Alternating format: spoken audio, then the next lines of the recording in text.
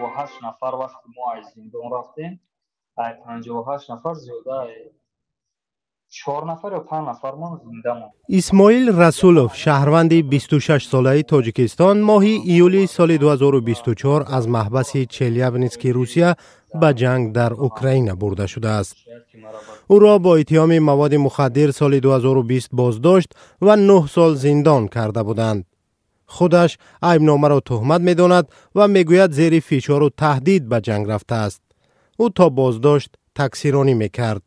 مثل زندان یکم را یکی جنگ. آنها را پس از تمرین کوتاه به کورسک فرستادند. آن وقت ارتش اوکراین در پاسخ به تجاوز روسیه ماه اوگوست سال 2024 وارد ولایت کورسک روسیه شده بود. اسماعیل در یک سال جنگ تنها چند ماه در میدان جنگ بود، زیرا بیشتر فرصتش را به تبابت زخم‌های در زد و خوردها برداشته پشت سر کرده است. او 4 بار زخمی شده، هنوز آثار زخم‌ها در بدنش نمودارند. در اونجا من معیوب شدم. سیوم باید دوم گروه معیوبی را میدادن، لیکن سیوم گروه معیوبی را دادن و در همون جتا نویستن که مقصد временно негоден к военной службе. Хотя мы уже جراحت وزمین برداشته کردم در عروبچه معیوبی را میگشتم، لیکن از جنگ آزاد ما نکردم. اسماعیل از روسیه بیرون شد چون دیگر نمیخواست به جنگ رود.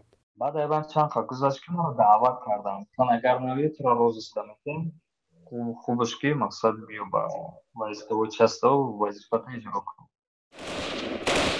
اسماعیل که نمیخواهد کسی مکان زندگیش را بداند، روسیه را تنقید میکند که ناعادلانه محبوسان و مهاجران را به کشتن میدهد. این محبوس سابق قصه کرد که در میدان جنگ هیچگاه با سربازان اوکراینی روبرو نشده است. ما آدم کشیم، ما آدم دیدگی نیستیم در اونجا. ما هوا فقط در هوا همون درونا، کوادراتکوپتر، بسرنشینا، موشکای هوایی همه اونا میزنن، نمیدونیم وای ای خودمون ای طرف مو رو میزنن یا ای طرف اوکراین میزنن، ما نمیدونیم. ما تازه یگان آدم یگان خسال ما یگان اوکراینس دیدگی نبودیم. противникам که در اروپا رو میبینم ممکن که ما از همه خدمانی پرتافتیم تسلیم میشیم. روسیه ماه فوریه سال 2022 به دلیل به اوکراین حمله کرد. اکثر کشور و سازمان‌های جهان روسیه را برای قتل و کشتار و آواره کردن میلیون‌ها اوکراینی تحریم کردند.